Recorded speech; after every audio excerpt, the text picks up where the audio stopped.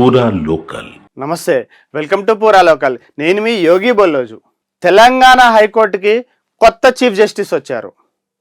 అంతకుముందు ఉన్నటువంటి chief justice Alok Aradhe Bombay హైకోర్టుకి చీఫ్ జస్టిస్గా వెళ్ళారు. దానికి సంబంధించిన వివరాలు చూద్దాం.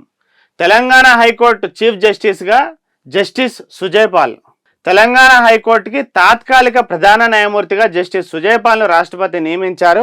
వీరు ప్రస్తుతం తాత్కాలిక చీఫ్ జస్టిస్గానే ఉంటారు, ఇంకా పర్మనెంట్గా అవ్వలేదు. హైకోర్టు సీనియర్ న్యాయమూర్తిగా ఉన్న జస్టిస్ సుజయ్ పాల్కు సీజేగా అంటే చీఫ్ జస్టిస్గా బాధ్యతలు అప్పగిస్తూ ఈ మేరకు ఉత్తర్వులు జారీ చేశారు. ప్రస్తుత ప్రధాన న్యాయమూర్తి justice Alok Aradhe Bombay high court chief జస్టిస్గా బదిలీ అయ్యారు. అయితే ఈ సుజయ్ పాల్ గారి విషయానికి వస్తే 1964 జూన్ 21 ఈయన జన్మించారు.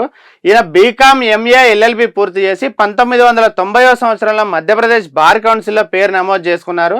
పలు బ్యాంకులు, మానవ హక్కుల కమిషన్, బోర్డులకు సేవలు అందించిన ఆయన 2011 మే 27న మధ్యప్రదేశ్ హైకోర్టు అదనపు న్యాయమూర్తిగా నియమితులయ్యారు.